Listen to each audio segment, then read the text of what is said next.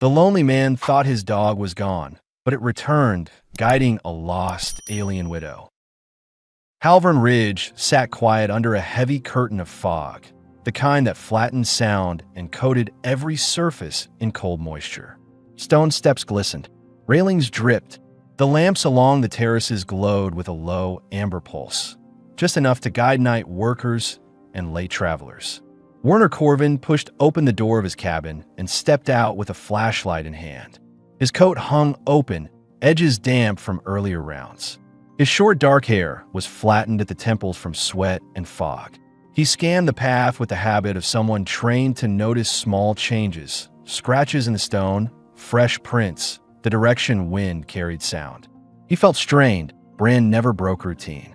The dog knew the territory better than most wardens. Losing him meant losing the one thing Werner relied on to keep the loneliness manageable. Bran, he called. His voice stayed level, but tension tightened the back of his throat. Here, now. Only fog moved. Werner checked the first terrace, sweeping the flashlight across metal crates, under benches, along the railing overlooking the valley.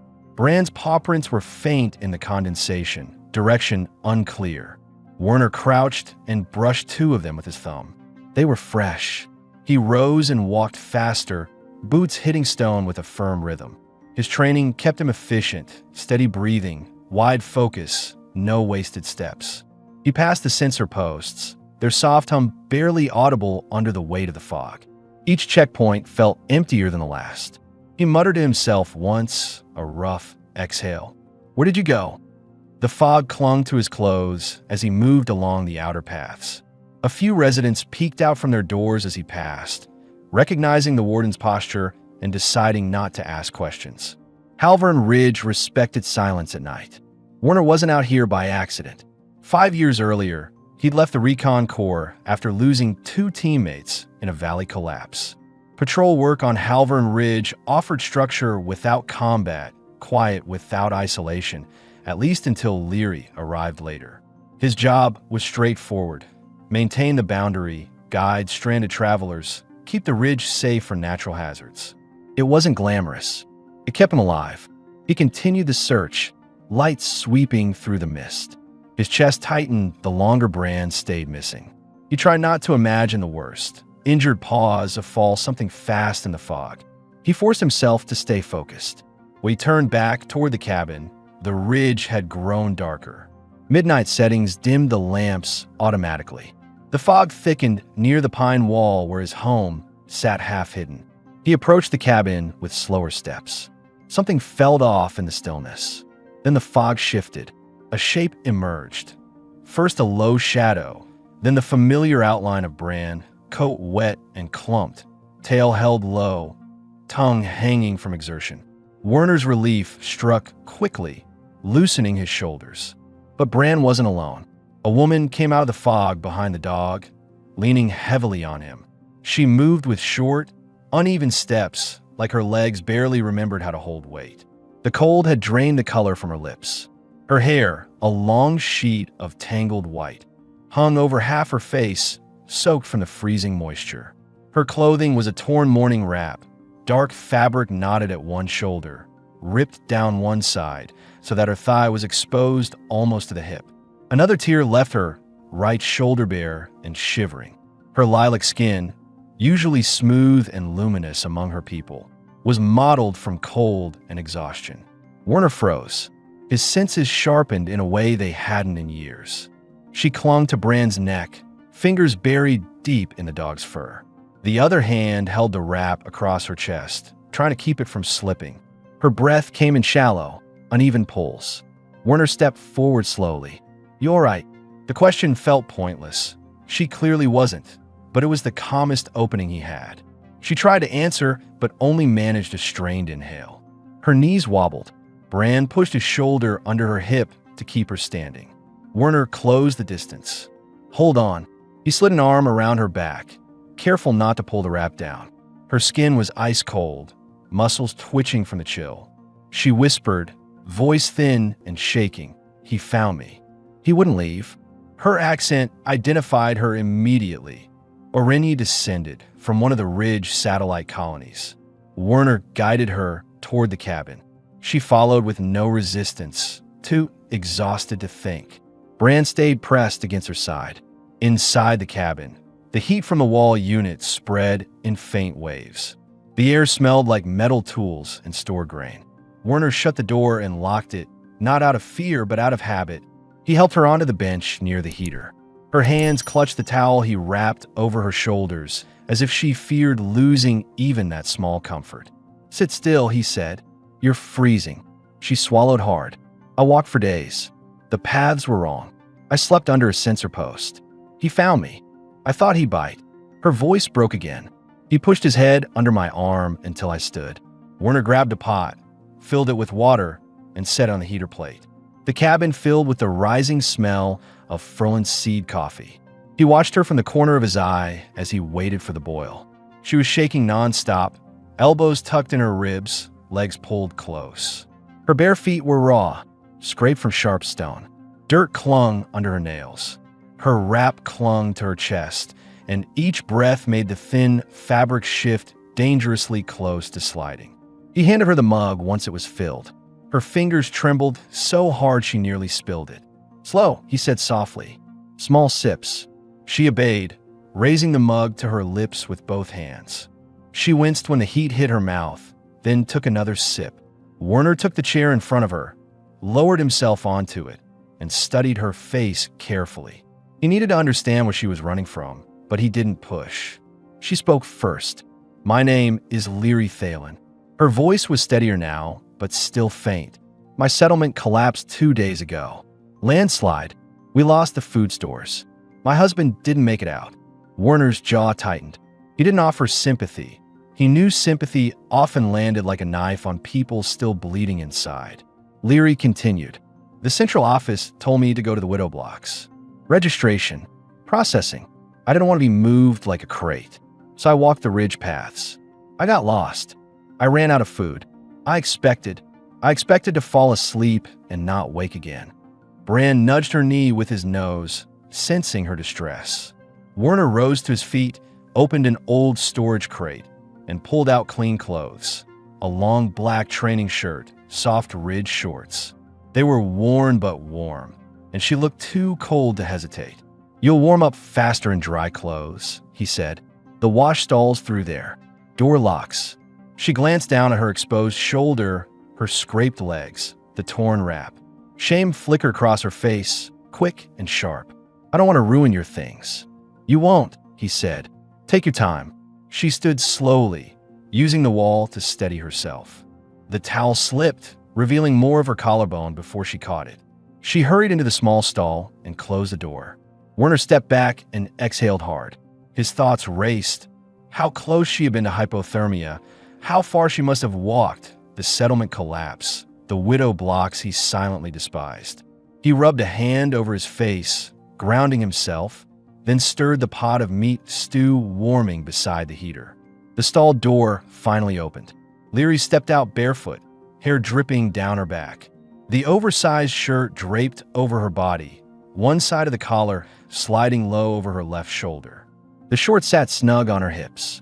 The change made her look smaller, but more alive. She moved toward the heater with a hesitant gait.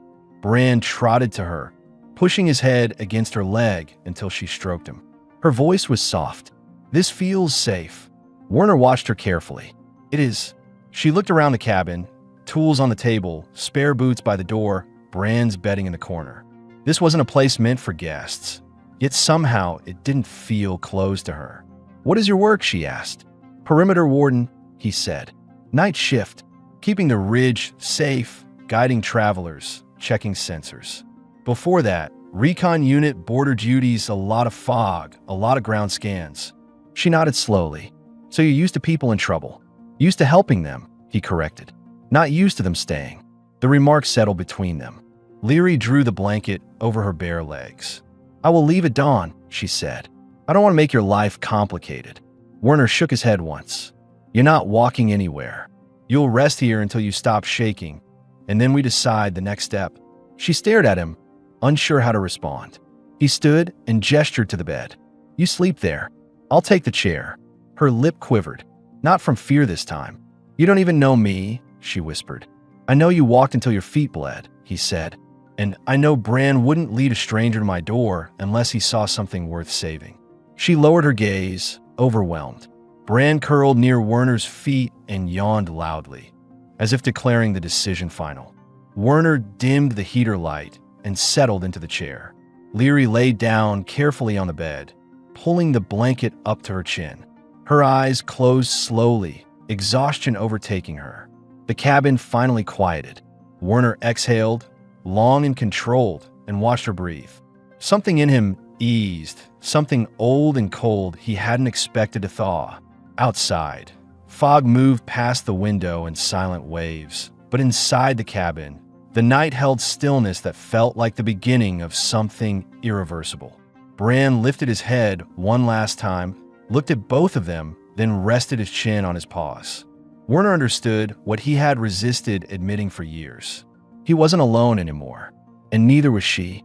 A pale strip of morning light pushed through the fog outside the cabin window, turning the air inside a muted gray. Werner woke before the heater cycled on. His back ached from the chair, but discomfort didn't matter. He checked immediately for movement on the bed. Leary lay curled on her side, breathing steadily. At some point, she had pushed the blanket off her shoulder, and the black shirt had slipped low again, revealing the soft lilac curve beneath.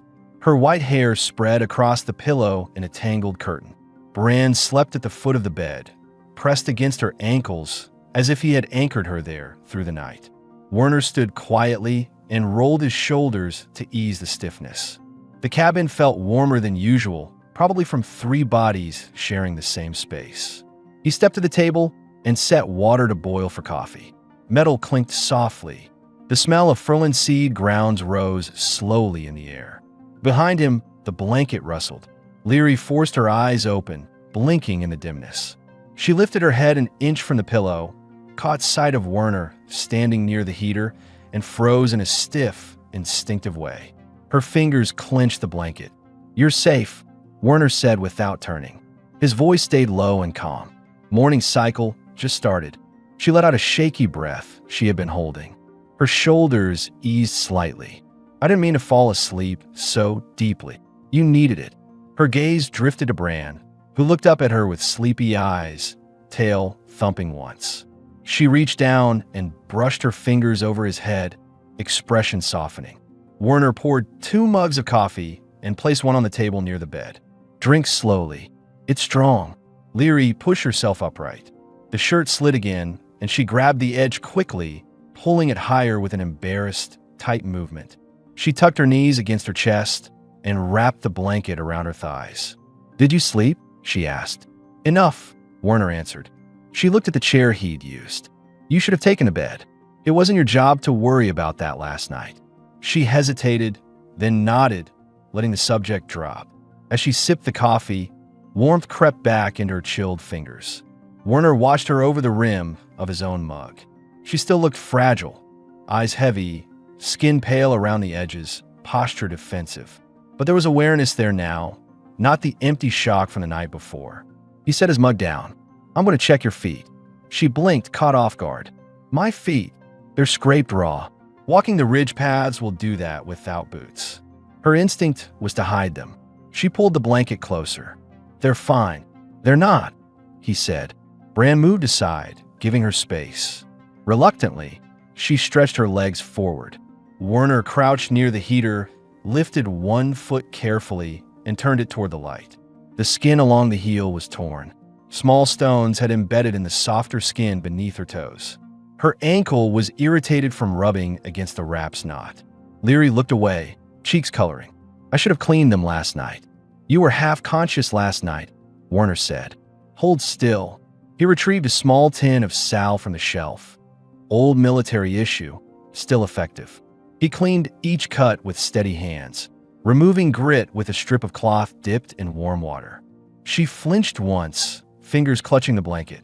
"Sorry," he murmured. "Almost done." "You've done this before?" she asked. "Plenty. For travelers? Injured people. For my team," he said. "When I had one." The quiet in his voice made her study him differently, but she didn't pry. When he finished, he wrapped her feet with soft fabric strips and tied them neatly. You'll walk again by evening if you rest. She lowered her legs slowly. Thank you. He stood and returned the tin to the shelf. You lost your boots out there? She nodded. They fell during the landslide. I didn't realize until hours later. Her hands tightened around the mug. I kept thinking someone would pass by, but no one did. Ridge paths go empty at night, Werner said. People stick to their terraces. Your dog didn't. Werner glanced at Bran, who was now sniffing the pot on the heater. He's stubborn. Leary managed a faint smile. He saved my life. Werner didn't disagree. After a moment, she asked quietly, what will happen now? If anyone finds out I'm here, you're under my roof. That's all anyone needs to know today. Her brow furrowed. But isn't there registration? I heard widows must report to the central blocks. You're not going there, Werner said. His tone didn't leave room for discussion. She swallowed. They'll come looking. They can come to my door, he said. I'll handle it. Leary looked at him with a mixture of confusion and concern. Why would you do that for me? Last night, you didn't even know my name. Werner didn't answer immediately. He adjusted the heater's setting, then turned toward her, expression steady. You walked alone through fog with nothing but a torn wrap and raw feet, he said. You weren't trying to trick anyone. You weren't looking for comfort. You were trying to survive. That's enough reason. Her throat tightened. She lowered her gaze to the mug. I can work, clean, cook. I don't want to be a burden. You're not a burden, he said.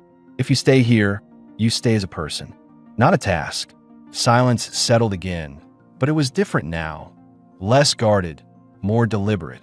Leary's eyes drifted around the room, taking in details she hadn't processed the night before. The repaired sensor parts on the table, the old military jacket on the wall hook, the row of lightly scratched mugs, the boots lined neatly by the door. This was a home built for one person who didn't expect company. You live alone? She asked. 3 years, he said, since I left the Corps. Why leave? He paused, not expecting that question. I lost good people. After that, the work stopped feeling like service, started feeling like punishment. She studied him quietly. His posture, his eyes, the lines on his face. Everything about him suggested someone who carried weight without mentioning it. You've guide travelers now, she said. Still service. Different, he replied. Here, when I help someone, I know exactly what I'm protecting. Her fingers tightened around her mug. I had no one left to protect me. You do now. Something warm and painful flickered across her face at that. Werner moved away and lifted the pot from the heater. He poured 2 bowls of rich hen broth mixed with small pieces of oryx grain. The steam rose in uneven curls. He set 1 bowl in front of her along with a spoon. She stirred it slowly. You don't have to feed me. Eat, he said. You'll think better after. She took a careful bite. The heat hit her empty stomach hard, but the flavor grounded her. It tastes better than what we had at the settlement. Different supply lines here, Werner said. More access to ridge hen and grain. She nodded, eating a few more spoonfuls. Do people here accept outsiders? Depends, he said. Some do, some don't. Most keep opinions to themselves. And if they see me walk with you, that's my problem, not yours. Leary hesitated before asking, why do I feel like you already decided something about me? Werner leaned back against the table, arms crossed. I decided you deserve a chance to stand on your feet again without being pushed into a block. Her eyes softened. You barely know me. Knowing enough can happen fast. She didn't answer. Bran trotted to her and nudged her elbow, encouraging her to eat more. She gave him a small piece of grain soaked in broth. He swallowed it in an instant and wagged his tail once. Werner watched the exchange and felt something settle in his chest, an uncomplicated certainty. He planned to guide her through the steps she needed to regain stability, even if she didn't fully understand that yet. After breakfast, Leary stood slowly, testing her bandaged feet. She leaned on the table for balance. I should help. Clean something. Anything. Not today, Werner said. You stay inside and rest. I'll be back in an hour. Where are you going? Perimeter check, he said. Routine. Her expression tightened. Will someone ask where I am? Maybe. If they do, I'll handle it. She hesitated, then nodded. Please come back. I will. He pulled on his coat and opened the door. Lock it after me. She did. The sound of the lock clicking echoed faintly. Outside, the fog hung low over the ridge, but Werner's steps were firm and controlled. His mind replayed Leary's voice, her condition, her fear of being processed. He knew what would happen if the central blocks heard she was unregistered. He wasn't letting that happen. He started his patrol with a purpose he hadn't felt in years. Fog thinned as the morning advanced, peeling back from the ridge in slow streaks. Werner returned from his patrol with dried pine needles on his coat and cold air still clinging to his breath. He paused at the cabin door, listening for movement inside. The quiet seemed normal, but he checked anyway, habit stronger than doubt. He unlocked the door. Inside, Leary sat on the edge of the bed with a folded blanket in her lap. Her damp hair from earlier had dried into soft waves down her back. She wore the same black shirt and ridge shorts, though she kept tugging the hem lower as if unsure how much skin was appropriate to show. Bran rested beside her, chin on her knee. The moment the door opened, the dog's ears rose, tail beating the floor once before he rushed to Werner. Leary stood slowly, favoring her feet. You came back quickly. Routine was light, Werner replied, hanging his coat on the hook. He scanned her from head to toe. She was steadier on her bandaged feet, though she still shifted her weight carefully. You warm enough? Yes, she said. The heater helps. And your feet? They feel better. Not perfect. She hesitated. Better. Werner nodded. Good. You'll be walking by afternoon. She glanced toward the window, then back at him with a tight expression. While you were gone, someone knocked. He stopped mid-step. Ooh, a woman. Short hair, carrying a slate pad. Leary braced her hands on the small table. She asked if you were home. I didn't answer. Werner felt a controlled tension rise in his chest. Did she see you? I stayed behind the door, she said. I didn't make sound. She left after a moment. That explanation aligned too easily with the colony coordinator who often made early rounds. They had noticed his lights on last night. They'd notice anything unusual near his cabin. You did right, Werner said. He checked the latch again, making sure it had been properly secured. Leary watched him with a guarded look. Will she come back? Probably, he said, but I'll deal with her. The answer didn't erase the worry on her face, but it steadied her shoulders. Werner moved to the heater and lifted the pot with both hands. Eat something. You need protein if you're going to get strength back. He spooned cooked ridge end pieces into a shallow bowl and added thickened grain mash. The smell filled the cabin, rich, simple, grounding. Leary sat at the table, waiting quietly. When he placed a bowl in front of her, she looked almost embarrassed by how grateful she felt. She picked up the spoon carefully. I thought about leaving earlier, she admitted, voice soft. I didn't want to cause trouble for you. He sat across from her. You're not leaving. She studied him, unsure whether he said it out of duty or choice. You don't even know if I can work, or if I bring danger. If you brought danger, Werner said, Bran wouldn't have stayed at your side, and you wouldn't be eating at my table. Her fingers tightened around the spoon. You place a lot of trust in your dog. He's earned it. Silence settled for a few breaths. Leary took a bite. The warmth seemed to ease the tension in her shoulders. She continued eating slowly, savoring the heat. When she finished half, she set the bowl down and looked around the cabin. When you were gone, she said, I saw the maps on your wall. The ridge paths, the sensor layouts. You track everything. Helps me do my job. You walk alone every night? She asked. Most nights, he said. Some places don't get attention unless someone's willing to check them in the dark. Her eyes softened. That's why Bran found me then. He knows the paths from you. Werner leaned back slightly. You collapsed near the east marker, didn't you? The ground dips there. Hard to see in fog. She nodded. I slept between two stones. Woke to cold. Thought it was the end. Then Bran pushed into me. The way she said it, flat, factual, told him she had stopped expecting help long before reaching Halvern Ridge. Werner stood and filled her cup with hot water steeped with crushed Rellan leaf. He set it beside her. Drink that. Helps with strain. Then he pulled another shirt from the storage bag. A gray one, thicker, sleeves intact. Change into this later. It'll keep you warmer outside. She touched the fabric gently, surprised by the offer. I've already taken so much from you. You haven't taken anything, he said. You're recovering. Her gaze drifted to the floor. The widow blocks, they weren't lying about the rules. My name is probably already marked as displaced. They'll expect me to report. You're not reporting, he said firmly. If anyone comes, I'll talk to them. You stay behind me. Her eyes lifted, startled by the certainty in his voice. Why help me like this? You could have walked past the ridge last night and never known I existed. I'm not built to ignore someone freezing on my doorstep, he said. And Bran clearly wasn't willing to let you die out there. She breathed slowly, absorbing it.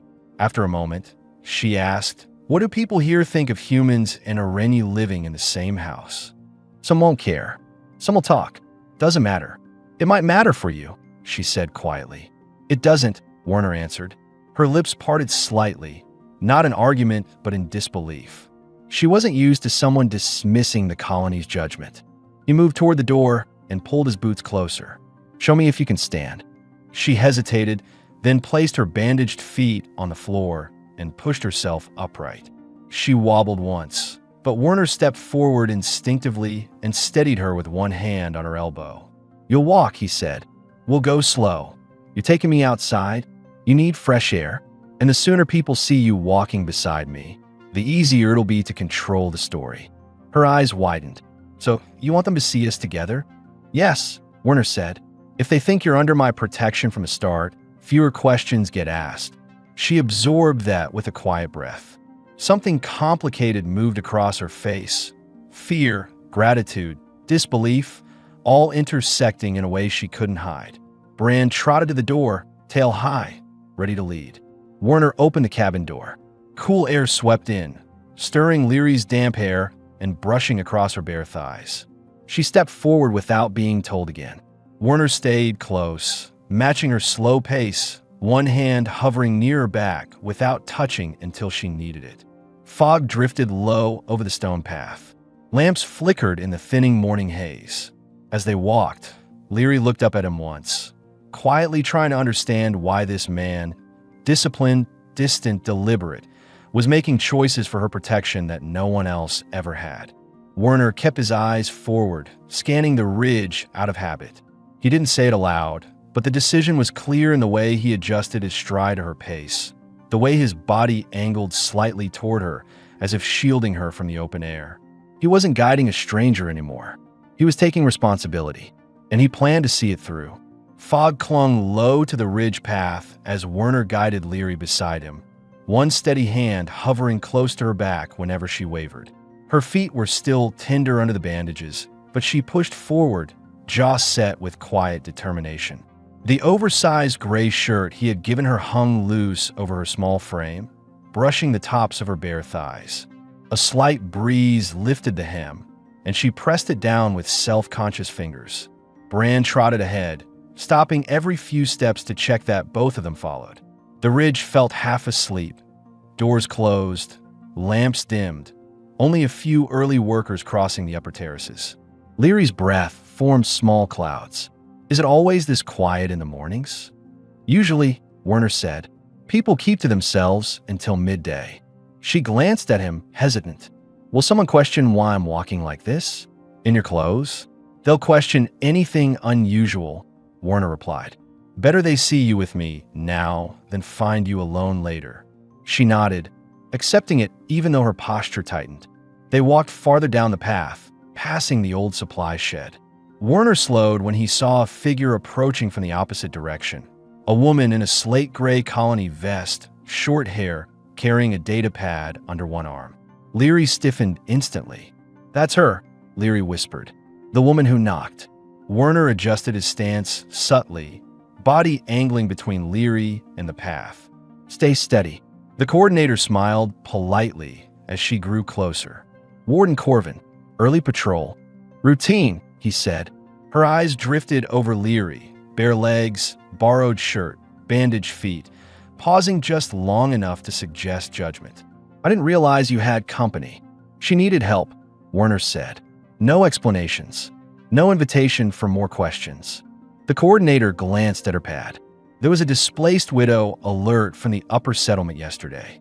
The description mentioned pale skin, white hair. Have you seen anyone matching? She's under my care, Werner interrupted. That's all you need to note. The woman's smile sharpened slightly. If she is unregistered, regulations require. She's not going to the blocks, Werner said, tone firm enough to leave no space for argument. Leary stayed silent behind him, clutching the shirt's hem with both hands. The coordinator looked from one to the other, weighing her options. I'll update the status as temporary residence, then. Expect follow-up. She nodded stiffly and walked away, boots tapping along the stone. Only when she vanished into the fog did Leary exhale. Werner turned to her. You handled it fine. I didn't do anything, she said quietly. You stayed calm. Her eyes lifted to his, searching for stability she couldn't voice. After a moment, she said, if she reports me, they'll come back. And I'll be here, Werner replied. They won't take you anywhere. Her breath caught. She looked down quickly, embarrassed by the rush of relief.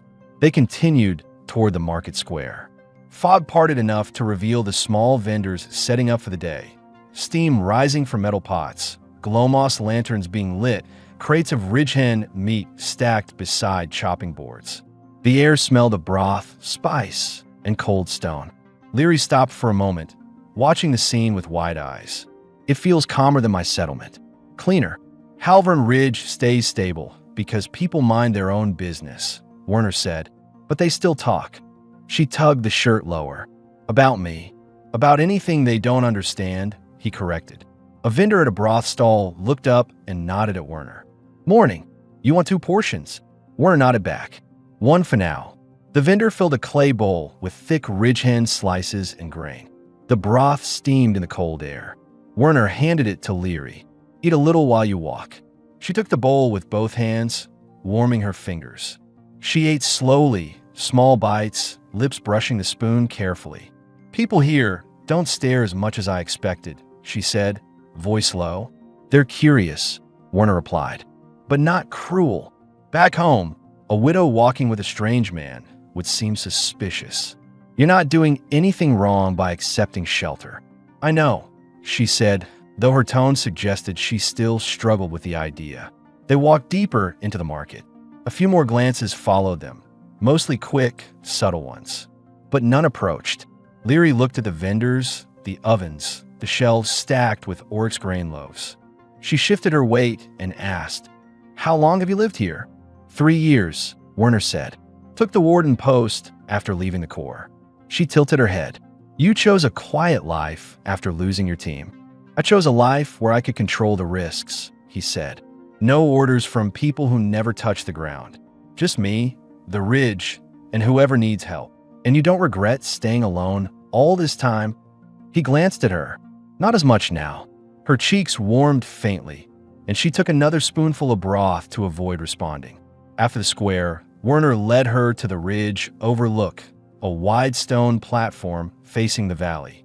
Fog stretched below like an endless field, but from here it looked less threatening, more like a slow-moving tide. Leary stepped close to the railing, leaning on it to take pressure off her feet. We never had a view like this. The fog stayed trapped in the lower cracks. I never realized it could look so open. She didn't finish the sentence, but Werner understood. Standing beside her, he said, You'll walk farther in a few days. I'll take you across the upper terraces. You'll see more. Her shoulders dropped slightly, the constant tension easing. Werner, she paused. Why tell the coordinator I'm under your care? You could have said I was passing through. You're not passing through, he said. She turned toward him slowly. Are you sure you want that responsibility? I don't know how to repay anything you've done. You don't owe me anything, Werner said. I'm doing what needed to be done last night, and what needs to be done now. She studied him with an expression caught between gratitude and confusion. Her fingers traced the railing, grounding herself. I'm not used to someone choosing to help me, she admitted. Not without asking for something. I'm not asking for anything, he said. You need stability. I can offer that. She pressed her lips together, trying to hold back the emotion threatening to spill. I'm trying to believe that. You will, he said. I'll make sure of it. Bran nudged Leary's calf, urging her to step back from the edge. She knelt carefully and scratched behind his ears. He trusts you, she murmured. He trusted you before I did. Werner didn't answer, but the slight softening in his posture said enough. He watched her adjust the shirt over her bare legs and steady herself on the bandaged feet. Even injured, she had a quiet resilience, one that had carried her through days of isolation and cold. He planned to guide her through the steps she needed to regain her independence, even if she didn't fully understand them yet. When she stood again, he gestured back toward the cabin. "Let's get you off your feet. You walked enough for today." She nodded, relief slipping across her face. As they turned back through the market, Werner walked half a step closer to her than before. Close enough that anyone watching would understand she wasn't alone, but not so close that she felt cornered. Leary noticed it, and for the first time since the landslide, she didn't feel like someone waiting to be displaced. She felt anchored. Bran led the way home, tail high, guiding them through the thinning fog. The fog lifted higher by midday, thinning into pale streaks that drifted between the pines. Werner walked ahead on the path with his usual steady pace, and Leary followed close behind, careful of her bandaged feet. Bran stayed between them, glancing back every few steps as if evaluating her progress. By the time they reached the cabin again, Leary's breaths came shorter from the strain. Werner opened the door for her without speaking and waited until she stepped inside before closing it behind them. The warmth from the heater washed across her legs, easing the cold settled in her skin. "Sit," he said, motioning toward the bed. "I can help with something," she replied, even though she lowered herself onto the edge of the mattress with visible relief. "You walked farther than you should have," Werner said. "Rest before the swelling gets worse." Leary pressed her palm over the bandaged arch of her foot. "It doesn't hurt as much as this morning. It will tonight if you don't stay off it." Her gaze softened with a mixture of appreciation and fatigue. "You're patient with me." Werner removed his coat, hanging it on the hook beside the door. "I'm practical," he said, "and practicality says you don't push a fresh injury." Leary's lips curved into the faintest, hesitant smile. The fog lifted higher by midday, thinning into pale streaks that drifted between the pines. Werner walked ahead on the path with his usual steady pace, and Leary followed close behind, careful of her bandaged feet. Bran stayed between them, glancing back every few steps as if evaluating her progress. By the time they reached the cabin again, Leary's breaths came shorter from the strain. Werner opened the door for her without speaking and waited until she stepped inside before closing it behind them. She watched him cross to the counter and take down a metal pot. The clatter of utensils and the low hum of the heater filled the silence. "What are you making?" she asked. "Baron root stew," he said, "with ridge hen strips." "I haven't eaten a proper meal in days," she admitted. "Not since before the slide." "We'll fix that." He sliced the meat into small, even pieces and dropped them into the simmering pot.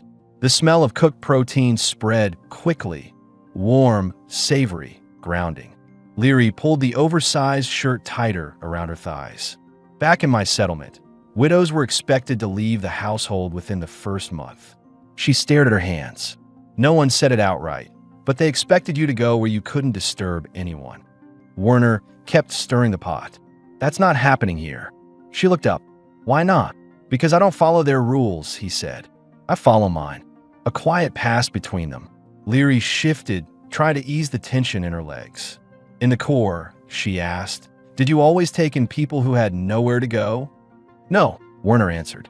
"Most of the time, there wasn't anyone left to take."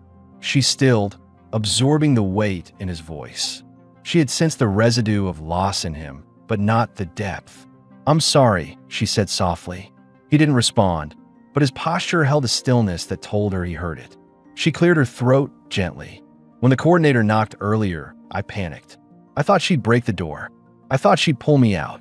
Werner turned from the stove. "If she comes back, she won't talk to you. She'll talk to me. And if she brings others, I'll handle it." Leary studied him. "You sound certain." "I am." Bran padded to her side and rested his head on her knee. She stroked his fur, grounding herself in the warmth under her hand. "The stew's almost done," Werner said. "You should eat again." "Shouldn't you be resting?" she asked. "You worked all night." "I rest when I need to," he said. "Right now I'm fine." She watched him work, his controlled movements, The small adjustments he made to the pot, the faint tension in his shoulders that appeared only when he turned his back. She knew enough about loss to recognize someone who didn't allow themselves to stop moving for too long. A few minutes later, he ladled stew into 2 bowls and handed one to her. She took it with both hands, bringing the warmth close to her face. "It smells good," she said. "Eat slow," Werner replied. "It's thick." Leary took a spoonful. The flavor hit strong. Warm root vegetables softened in broth, ridge hen meat tender from the slow cook. She closed her eyes briefly, absorbing the sensation of real food after days of emptiness. Werner noticed. "Better. Much," she said quietly.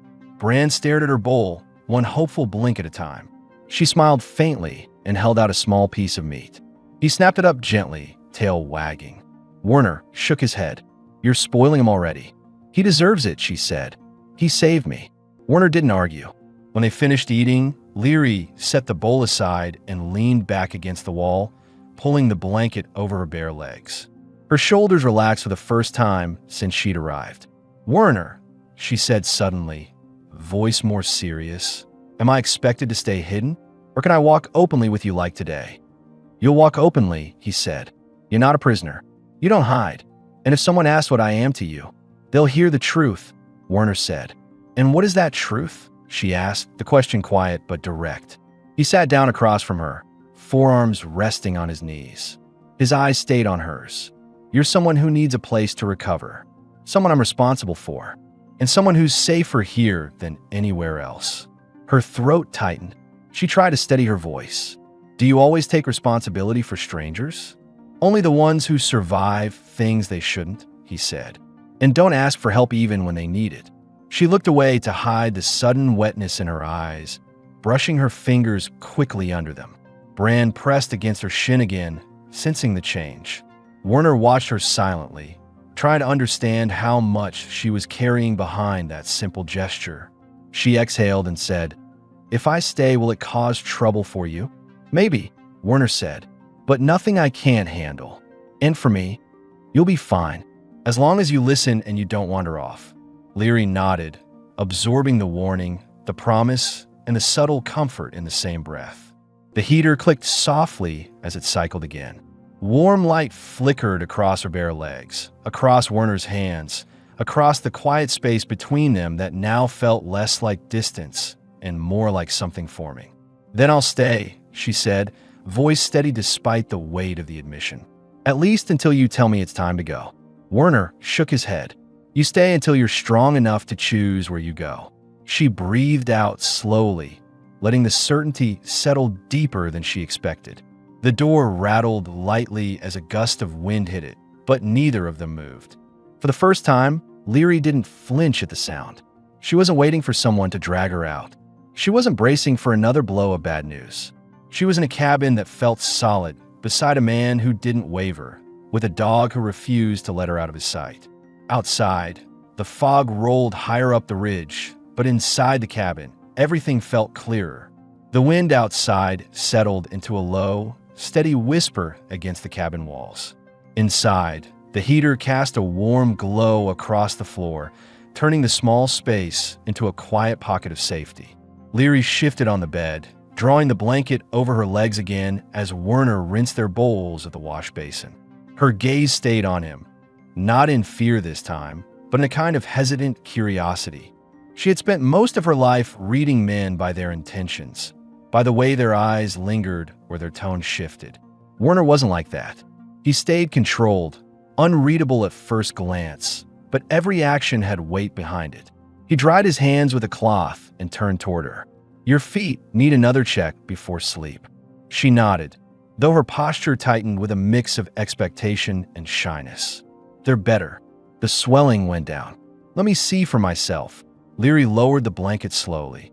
The oversized gray shirt slipped an inch down her shoulder, exposing smooth lilac skin to the warm light. She pulled it up again quickly, then placed her feet gently on the floor. Werner crouched in front of her, the floorboards creaking under his weight. He untied the bandages with steady hands. She watched him closely, how he never looked anywhere except where he needed to, how he never rushed. He touched the edge of her heel. She flinched slightly at the sensitivity. "Still tender," he said. "I walked too far today." He glanced up. "You kept up. That matters." His fingers traced the skin around the small cuts, checking for heat or swelling. The closeness of him, his firm hands, the controlled way he breathed, sent a quiet pulse through her. Her heartbeat quickened before she could stop it. "You're tense," Werner said, noticing the way her legs stiffened. "I'm fine," she whispered. "You don't have to be jumpy," he replied, softer this time. "I'm not here to hurt you." "I know," she said, voice unsteady. "It's just, I'm not used to being touched like this." He paused, absorbing that. Then he wrapped her feet again, slower than before, making sure each knot sat gently against her skin. When he finished, he didn't move immediately. He stayed crouched there, close enough that she could feel the warmth of him, close enough that she could see the faint scar along his jaw she hadn't noticed earlier. Her breath hitched. Werner stood, but instead of stepping away, he sat on the bed beside her. Leary froze for a moment, unsure why her chest tightened the way it did. She shifted her legs slightly, and the shirt slipped again, exposing her shoulder fully this time. She didn't pull it up. Werner noticed. He didn't stare. His eyes met hers first, searching for any hesitation. When she didn't look away, didn't retreat, he reached out and placed 2 fingers beneath the loose fabric on her shoulder, sliding it gently back into place. The touch was light but intentional. "Your shirt keeps falling," he murmured. She swallowed. "It's not the shirt," she said quietly. His hand lingered at her shoulder a second longer than necessary. Her skin warmed under his touch, and she leaned forward slightly, almost without meaning to. Werner's voice dropped. "Are you uncomfortable?" "No," she answered immediately, surprising herself with how fast the truth escaped. He studied her face, her parted lips, her unsteady breathing, the way she held her hands tightly together in her lap. She wasn't asking for distance. She wasn't afraid. She was waiting for him to decide how far this closeness would go. Werner lifted a hand to her jaw, his thumb brushing lightly along the curve where lilac skin shifted into a softer shade. Leary inhaled sharply, but didn't pull away. Her voice lowered to a trembling whisper. "You don't have to be gentle with every part of me. I'm being gentle because you've had enough hurt," he said. "Not because I can't be anything else." Her eyes softened with a mix of relief and longing. She leaned toward him until her forehead touched his cheek, her breath warm against his skin. His hand slid to the back of her neck, drawing her closer. "Is this all right?" he asked. She nodded once, slowly. Werner pressed his lips to her forehead first, steady and warm. Then her temple, then her cheek. Each touch deliberate, measured, asking without words. When she turned her face toward him, offering more, he met her mouth with a quiet, confident kiss, slow, controlled, but carrying a heat that made her fingers grip his sleeve. The closeness broke through every defensive wall she still held. Her hands slid up his arm, feeling the tension in his muscles, the strength he kept contained. Werner pulled her gently into his lap, mindful of her injuries, but firm enough that she felt the decision behind the movement. Her legs curled at his sides. His hands traced the outline of her waist through the soft fabric of the shirt. She exhaled a shaky breath against his lips. "I didn't expect this," she murmured. "I did," he admitted quietly. "Not today, not this soon, but I knew it would happen the moment you looked at me last night and didn't hide." She ran her fingers through his hair, feeling the warmth radiating off him. "I thought you saw me as a responsibility." "I do," Werner said, brushing his thumb along her jaw again. "But that's not all I see." Her body relaxed against him, the safety and closeness blending in a way she hadn't felt since before the landslide. He kissed her again, deeper this time, her hands sliding over his shoulders as his grip tightened gently at her waist. The heater clicked softly, casting shadows across the walls as their breathing synced. Werner eased her down onto the bed, still kissing her, but stopped when she opened her eyes, giving her the space to choose. She pulled him closer. "I want this," she whispered. He lowered himself beside her, keeping one hand at her hip, the other at her cheek, grounding her as the cabin fell quiet around them. The fog outside pressed against the window. Inside, nothing pressed between them anymore. Warm air pooled around the bed, the heater's soft glow pushing back the cold that lingered from outside. Leary lay partly beneath the blanket, her breathing steady but still a little uneven from the closeness they had shared. Werner stayed beside her, propped against one arm, watching her with a level, grounded calm that never tipped into hesitation. He didn't touch her immediately. He gave her space, gauging her posture, her breathing, the lingering tension along her shoulders. She shifted slightly, drawing the oversized shirt down over her thigh, modest out of habit rather than discomfort. "You comfortable?" Werner asked quietly. She nodded, brushing a strand of white hair behind her ear. "Yes, just processing. You could take your time." He pushed himself upright, sitting at the edge of the mattress. Leary's hand reached out reflexively and caught his wrist before he could stand. "You're not leaving, are you?" she asked. Werner looked back at her. "No, I'm not going anywhere." She released a breath that she had been holding too tightly. "I didn't want you to think I regretted anything." "I didn't," he said, "but I needed to see you steady before we talked." She sat up slowly, blankets slipping down her legs. Her bandaged feet touched the floor, and she winced at the pressure. Werner noticed instantly and placed a hand at her back to steady her. "You pushed too hard today," he said. "You need to slow down." "I know." She lowered herself back onto the bed with his help. "I just didn't want to look weak." "You're injured, not weak." Leary looked at his hand still resting at her back, fingers warm against her skin, and leaned into the touch. "When you held me earlier," she said softly, "I felt safe and terrified and safe again." Werner's thumb brushed her spine lightly. "Nothing about what we did changes the plan. You're recovering, and I'll guide you through the rest." "You talk like you've done this before," she said, watching him carefully. "Not this," he replied, "but I've helped people rebuild after bad nights. You're not the first person to walk into my life carrying more pain than supplies." Leary touched his arm, slow and deliberate. "But I'm different." "Yes," Werner said without hesitation. "You are." The certainty in his tone hit her harder than the kiss earlier had. She pulled him back to sit beside her, their knees touching under the blanket. "You didn't ask for any of this," she whispered. "You could have turned me away." "I wasn't going to leave you out there," he said, "and I'm not letting anyone take you from here either." Her breath trembled. She placed her hand over his. "I believe you." The cabin settled into a quieter rhythm as Bran lifted his head from the floor, checked that both of them were where he left them, then flopped back down with a tired groan. Leary smiled faintly. "He watches us constantly," she said. "He watches everyone," Werner replied. "But he's watching you more." "What?" Werner brushed a loose lock of hair from her face. "Because he's claiming you as part of the house. Dogs know when someone belongs." She lowered her gaze, touched by the idea. "Do you feel the same?" He didn't answer right away. He reached for her hand, laced his fingers with hers, and brought her palm to his chest so she could feel the steady beat beneath his shirt. "I don't bring people into my life," he said. "I don't let anyone stay close." That stopped years ago. Her breath hitched softly. "But you're here," he continued, "and I don't want distance from you." Leary leaned forward and rested her forehead against his shoulder. His arm came around her naturally, pulling her against him with a quiet authority that didn't overwhelm her. Her hand slid up his chest, feeling the warmth beneath his skin and the controlled strength in his posture. "Werner," her voice softened. "Will this make things harder for you? The colony, the coordinator, people talking. People will talk no matter what I do," he said. "I only care about what I choose." "And you're choosing me," she whispered. "Yes," he said, fully. She pulled back slightly to look at him, really look at him.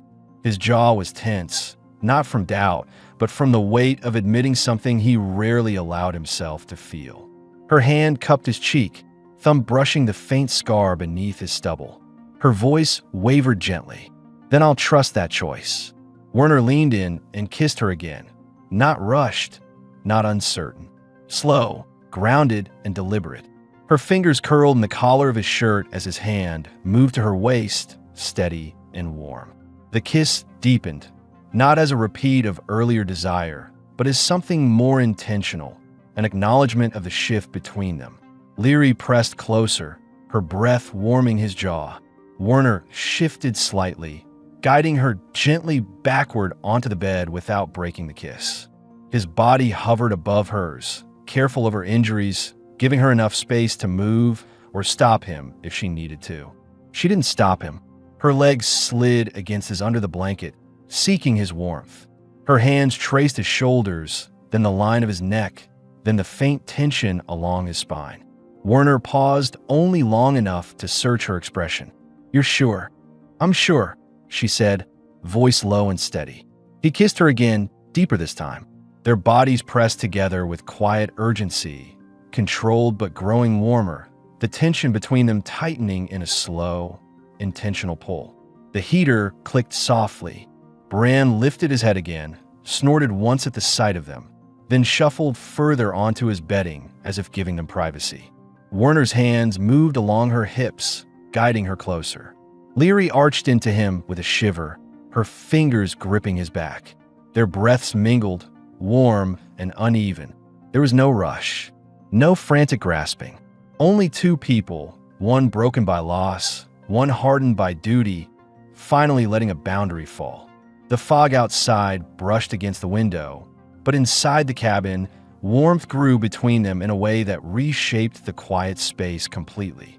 When their bodies intertwined fully, sharing heat and breath in soft, urgent whispers, nothing felt uncertain anymore. Not for her, not for him, and not for the home that held them. Morning light seeped through the fog, dim but steady, turning the cabin's wooden walls a soft gray. The heater clicked in its low cycle, filling the space with a faint warmth that mixed with the scent of cooked grain and the lingering closeness of the night before. Werner woke first. Leary slept half-curled against his side, her white hair spread across his chest and shoulder like a soft curtain. The blanket slipped low on her back, exposing the gentle rise and fall of her breathing.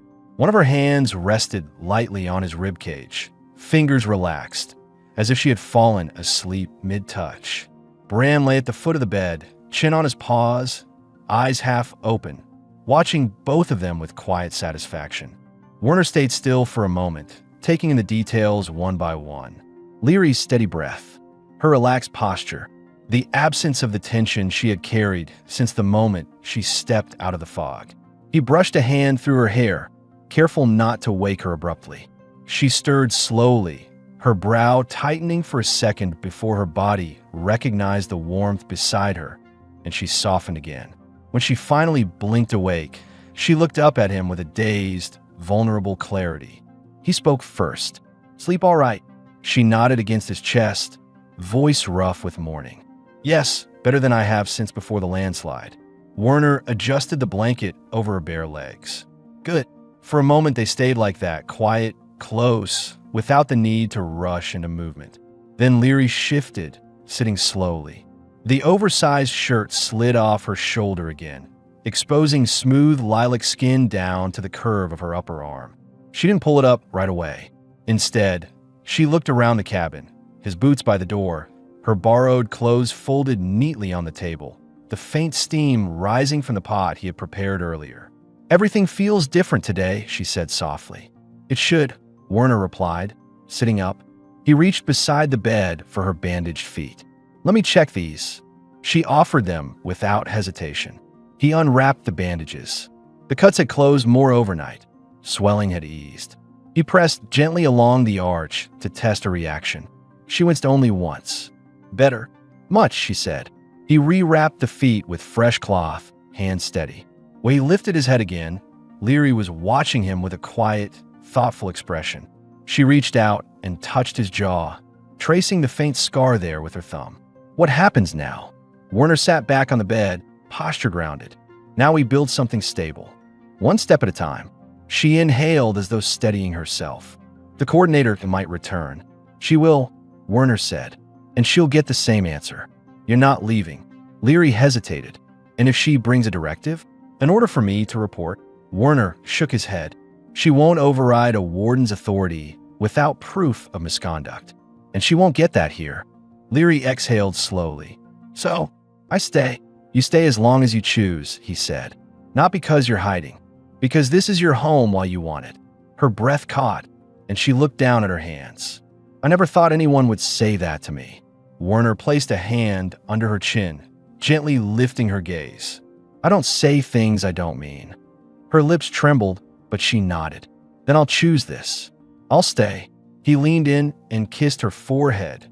Solid, certain, a gesture that grounded both of them. Leary pressed her hand against her lower stomach for a moment, a subtle, instinctive gesture. The movement was small, almost unconscious, but Werner noticed. You all right? He asked. She paused, searching for the right words. I feel warm and a little dizzy, but not in a bad way. Could be from walking yesterday, Werner said. Maybe. Her hand returned to her stomach, more deliberate this time. Or maybe because everything is settling after a long fear. He didn't push the topic. Instead, he stood, pulling on his shirt. Eat something. You'll feel steadier. Leary followed him to the table, blanket wrapped around her shoulders. He served her a bowl of warmed oryx grain with ridge hen strips. She ate slowly, savoring each bite. Werner sat across from her, watching her carefully without making her feel analyzed. After she finished, she wiped her lips with the back of her hand. I want to help today. You can help with small things, Werner said, pouring them both Rellan leaf tea. But you're not lifting anything heavy or walking far. I understand. She wrapped her hands around the cup. I want to earn my place here. You don't have to earn anything, he said. You're not here on a trial. Her breath hitched again. She lifted her eyes to him. Werner, last night, and now this morning, I know something changed, and I want you to know I don't take it lightly. I don't either, he replied. Bran perked up suddenly, ears forward, growling softly at the door. Leary tensed. Is it her? Werner moved to the window and checked the outer walkway. After a moment, he relaxed. It's just a delivery card. Leary released the breath she had held too tightly. Werner returned to her. You're safe. No one's dragging you anywhere. She nodded. I trust that. The fog outside brightened, lifting into a thin haze along the ridge. Werner stood behind Leary and placed his hands gently on her shoulders. She leaned back into the touch. Later, he said quietly, we'll go to the ridge, overlook again. Slow walk. No strain. Leary smiled, small but genuine. I'd like that. And after that, he continued, we'll talk about marking this home. She turned sharply. Marking? A pairing mark, Werner said. Not a legal binding. A symbolic one. Halvern tradition. Means two people share a home by choice. Leary's lips parted in disbelief, in fear, in hope. You want that? With me? Yes, he said plainly. You're not temporary here. Tears formed in her eyes. Not from sadness, but from a sudden, overwhelming relief she'd never allowed herself to feel. She covered her mouth with her hand, shoulders trembling. Werner stepped closer, brushing a tear from her cheek with his thumb. You okay? She nodded, unable to speak yet. Then she whispered, I never thought I'd have a home again. You do now. She wrapped her arms around him, pressing her face to his chest. Werner held her firmly, grounding her with the strength she had been missing for far too long. When she pulled back, her hand returned once more to her lower belly, resting there gently, almost protectively. Werner watched the motion, his voice lowering. Something you want to tell me? Leary hesitated. Not yet, but soon. I just need to be sure. He didn't pressure her. Whenever you're ready. She nodded. They stood together in the quiet cabin while Bran circled their legs, nudging her knee as if accepting her fully into the pack. Outside, the fog drifted away from Halvern Ridge, revealing the stone path that led toward a future neither of them had expected. Inside, the home finally felt lived in, not by one person but by two, and by something new forming quietly inside her, a beginning she would share with Werner when the moment was right.